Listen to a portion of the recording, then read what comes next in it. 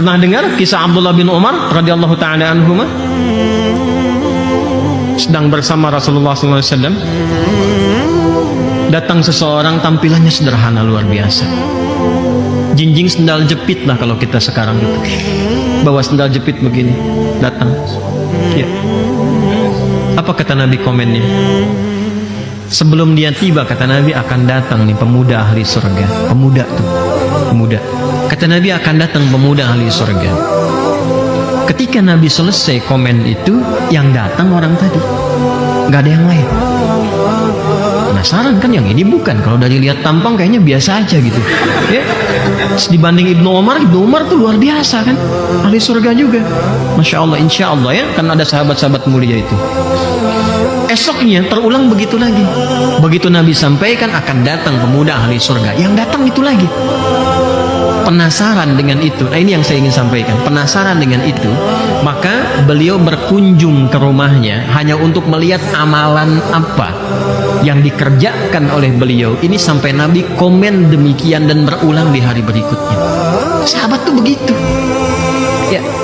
Terus nginap di situ, begitu melihat, lah, malamnya penasaran ingin lihat, nggak bangun tanya. Saat itu nggak tahajud gitu kan. Terus masuk hari-hari sunnah, Senin, Kamis, yang dimaksudkan untuk puasa, nggak puasa. Sehari, 2 hari, 3 hari, hari terakhir. Kalau dilanjutkan kan jadi tuan rumah kan. Ya kan? Ini status hari ketiga nih.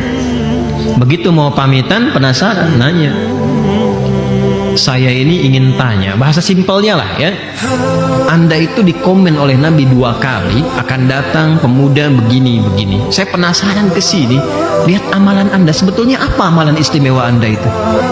Kata beliau, ya seperti yang Anda lihat ketika Anda menginap di sini. Ya, bisa gitu kan, ditelisik lagi. Lalu beliau ingat satu hal, kata anak muda ini, tapi ada memang yang satu saya biasakan. Langsung dikejar, apa itu? Kata beliau, saya berusaha selama hidup untuk tidak pernah menipu orang lain dan tidak pernah merasa iri hati terhadap nikmat yang Allah titipkan pada orang lain. Langsung komen, ini yang dimaksudkan Rasulullah yang belum tentu saya bisa lakukan. Itu kan gak mudah ya. Dan tidak pernah merasa iri hati, menjaga diri supaya tidak iri atas apa yang Allah titipkan kepada hambanya yang lain. Itu gak mudah itu. Kalau mau gampang ngetesnya begini, keluar dari sini, lihat ada orang yang jamaah pakai mobil bagus berangkat tuh. Kira-kira perasaan Anda bagaimana? Alhamdulillah ya Allah yang telah menitipkan itu kepada saudaraku. Semoga dia bisa menjaganya. Hati-hati tuh, hisabnya tinggi tuh di akhirat tuh. Itu kan modus karena dia nggak punya aja. Ya? Paham ya? Itu nggak mudah, itu tinggi. Tapi yang mau saya katakan begini, sahabat tuh begitu. Jadi begitu ada satu yang diangkat secara positif, dia kejar. Nah itu yang hilang sekarang di kita.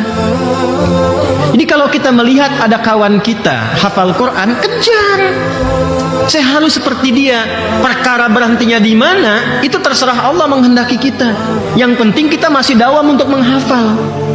Yang dilihat Allah itu ikhtiarnya, bukan hasilnya. Kadang ada yang diinginkan langsung 30 juz.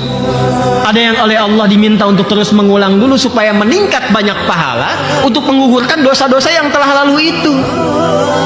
Kata Allah, mudah bagiku menjadikan kau hafal, cuman kamu tuh kemana aja, maksiat kamu tuh kebanyakan. Sekarang aku berikan hidayah, engkau sambut. Aku tutup dulu dosa yang kemarin. Makanya ada yang menghafal tuh 3 hari 1 ayat baru hafal. Tapi setelah merasakan kenikmatan itu, cukup menutup dosa yang telah lampau itu dipercepat oleh Allah. Masya Allah, 13 hari hafal Quran 30 juz. Ada yang begitu. Saya kalau membimbing karantina itu, ada yang pertama, wah sehari 1 juz, 2 juz, 3 juz, terus macet di tengah-tengah. Itu biasa. Yang tidak biasa itu seperti macet di awal, tiba-tiba mengalami lompatan-lompatan setelahnya. Itu yang dahsyat. Jelas? Jadi yang pertama dari hadis tadi penting kita pelajari, selalu kita itu punya perasaan ingin. Awas ya, selalu punya perasaan ingin mendekati atau bahkan melampaui amal kebaikan orang lain yang konsisten dikerjakan. Bahkan di tahap itu boleh iri.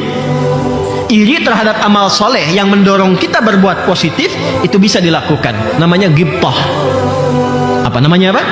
Ghibtah, ya. Ghibtah itu perasaan cemburu terhadap amal soleh seseorang yang menjadikan kita ingin menyusulnya atau bahkan melampauinya. La hasada illa fitnataini. Kata Nabi, hasad itu nggak boleh. Iri hati itu nggak boleh kecuali dalam dua perkara yang disebut dengan ghibtah. Rajulun atahullahul ilma, seseorang yang dianugerahi oleh Allah pengetahuan dan dia share itu, dia sampaikan, dia bagi itu setiap siang dan malam. Ada lagi rajulun atahullahul mala, seorang yang dianugerahi oleh Allah harta melimpah, maka dia sibuk infak siang dan malam. Kadang-kadang dia nggak mau dikenal, ada yang butuh, berangkat, dia utus seseorang. Nah, kalau ketahuan, boleh itu dicemburui. Jelas ya?